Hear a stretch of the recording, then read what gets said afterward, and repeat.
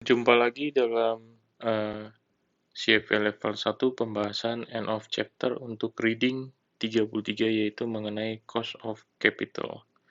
Jadi kita mulai saja langsung nomor 1. The cost of equity is equal to nomor 1 ini equity ya.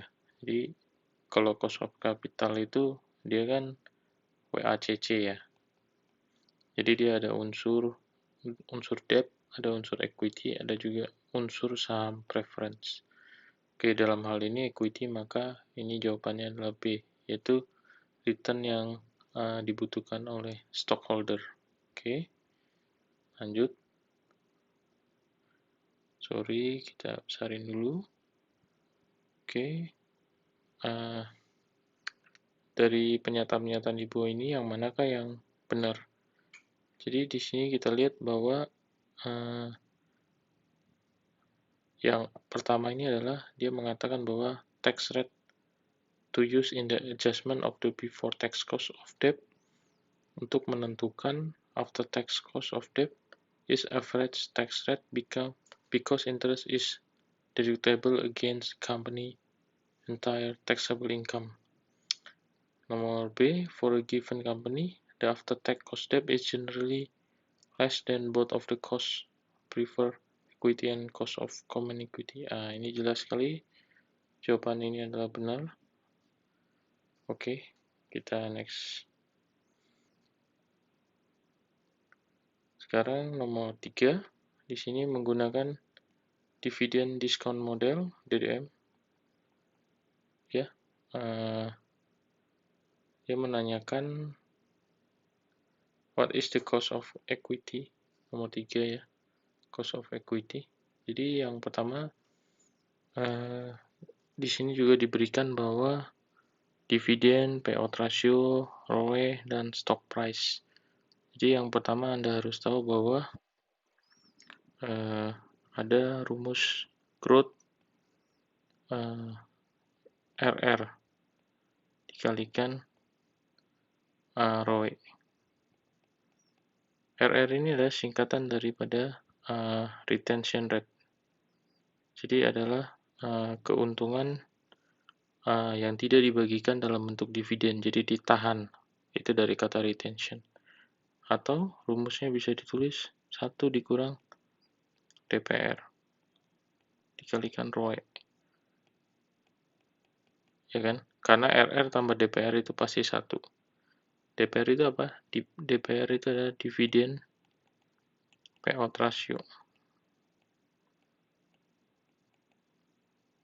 Jadi di sini kita bisa hitung 1 kurang 0,3. Di sini kan payout ratio 0,3.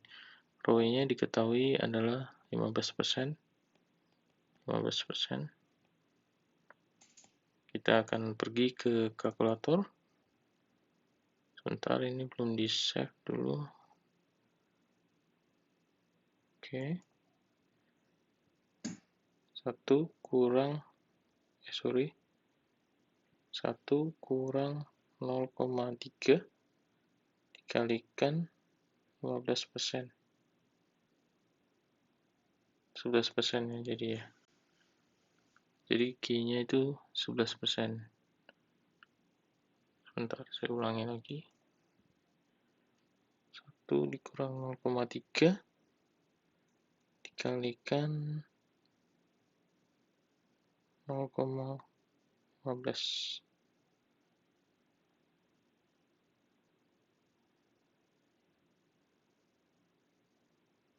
Nah, ini pentingnya mengubah format untuk memastikan tidak ada desimal. Oh, berarti 10,5 sebetulnya jawabannya. Oke. Sorry. 10,5 ya. Oke, sekarang selanjutnya adalah rumusnya seperti di buku CFA sudah diberikan. Return on cost of equity adalah D1 dibagi P0 ditambah growth. D1 ini adalah dividend next year ya, D1. Kalau D0 berarti dividen sekarang. Berarti di sini 2,3. Kemudian price-nya juga diketahui 45 dolar ditambah dengan 10,5%. Kita cari 2,3 dibagi 45. 2,3 dibagi 45. Dapatlah 5,11. 5,11.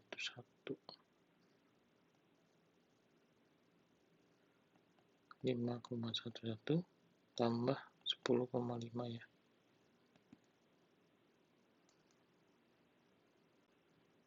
Tambah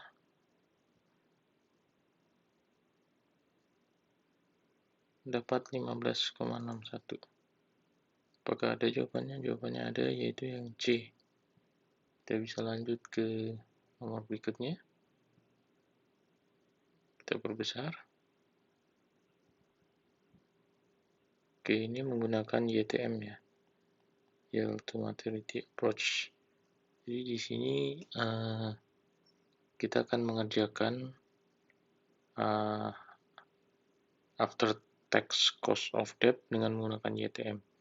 Di sini kita menggunakan kalkulator Texas, menggunakan keystroke, time value of money. Ini adalah perkenalan ya. Jadi di sini sebuah bond dengan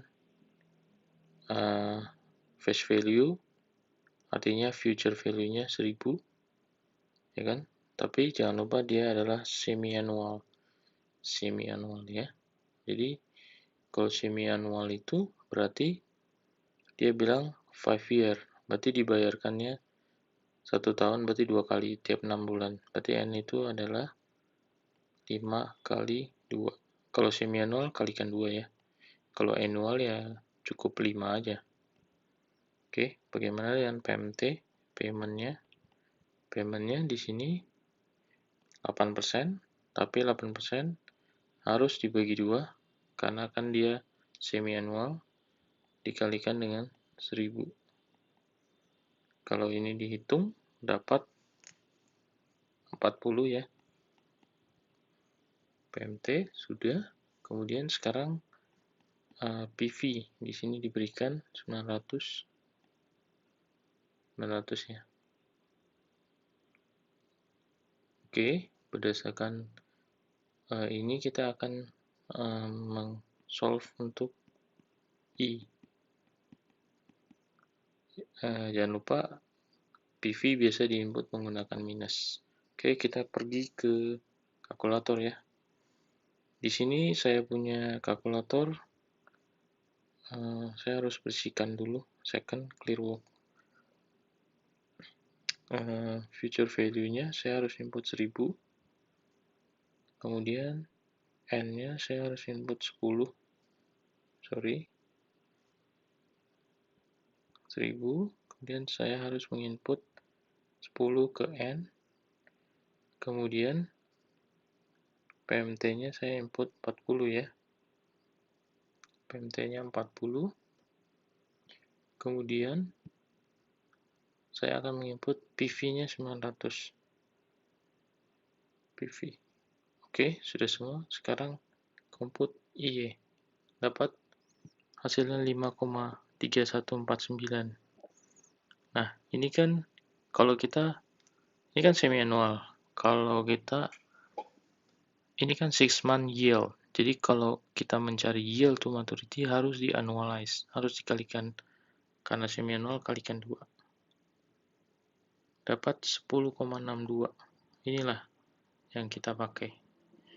Ya. 10,62. YTM-nya kita dapat 10,62. Kemudian bagaimana dengan cost of debt-nya, COD, cost of debt itu adalah rate-nya 10,62 ini harus dikalikan 1 min tax. Dimana tax-nya ini adalah marginalnya adalah 38%. Oke.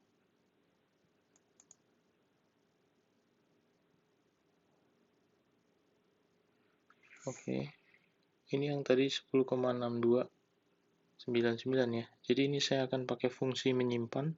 Saya akan store 1. Sehingga saya bisa recall kembali. Seperti itu. Saya akan kalikan dengan 1 kurang 0,38 marginal text. Dapat 0,62. Ini akan saya kalikan dengan tadi recall 1. Dapat hasilnya 0,59 ya. Bisa dilihat di sini jawabannya adalah C, mendekati ya kan 6,6. Oke, lanjut sekarang nomor 5. The cost of debt can be determined using YTM and the bond rating. If the bond rating approach is used, the company is rated and the rating can be used to assess the credit default. Oke, ini jawabannya jelas ya. Teorinya bisa dibaca. Oke, lanjut sekarang nomor 6 ya. Nomor 6 ini masalah preferred stock. Preferred stock, rumusnya preferred stock sangat simpel, yaitu yang pertama 1,75 dividen, berarti ini adalah dividennya, ya kan? Kemudian yield-nya 6,5. Sorry, di sini harusnya simbolnya lebih tepat, di sini RP ya. Di sini PP ya. Dividen 1,75 kita akan bagi dengan yield-nya 6,5%. Ya, 6,5% ya. Di sini kita 1,75 bagi 6,5% ya. Dapat sekitar 26. Oke, dapat jawabannya ini ya. Oke, sekarang nomor 7. Nah, ini adalah soal terakhir yang kita bahas di video yang pertama ini. Oke, di sini WACC menggunakan dividen diskon model. Oke. Nah, di sini target to debt to equity ratio-nya adalah 0,8033. Nah, cara cepat mencari proporsinya D plus E equity itu bisa 0,8033 tambah 1,8033 atau sekitar 0,445 kalau kita hitung dengan kalkulator. Dari mana penjelasannya seperti ini? Ini sebenarnya dari aljabar yang sangat sederhana. Ini bisa dibuat gini, ya kan? Kalau misalnya D plus equity itu sama dengan bisa aja dengan substitusi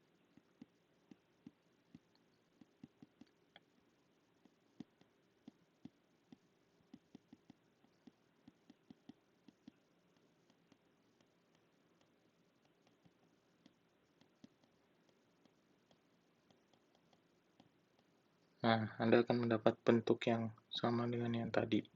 Oke? Itu penjelasan simpelnya ya. Oke, saya hapus dulu. Supaya ada ruang. Oke. Jadi proporsinya debt to equity 0,445 atau sekitar 4,5%. Ya kan?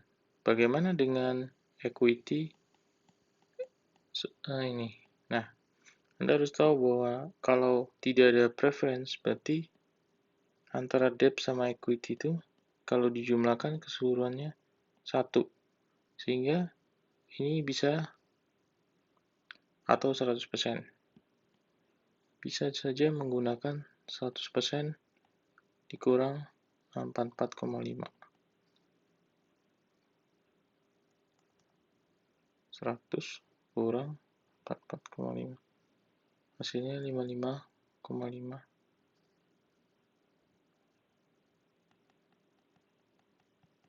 Oke. Baik, kita mulai memasukkan rumusnya dulu. Pertama kita akan mencari cost of equity. Cost of equity, kita tahu rumusnya D1 dibagi P0 tambah G. D1-nya diberikan 1,5. Price-nya juga diberikan 30. Ditambah growth-nya juga diberikan 7%. Sini kita bisa hitung, bisa dapat 5% tambah 7%, 12%. Oke. Tinggal masukkan WACC. WACC adalah proporsi debt dikalikan before tax-nya, yaitu 8%, dikalikan 1 min T, itu min 40%. Tambah equity dibagi debt plus equity, dikalikan cost of equity yang tadi 12%. Oke, ini sangat jelas. Ini adalah 44,5% kali 8% kali 1,1 kurang 40% tambah 55 kali 12%. Oke. 44,5 kali 8%. Saya akan store 1 dulu.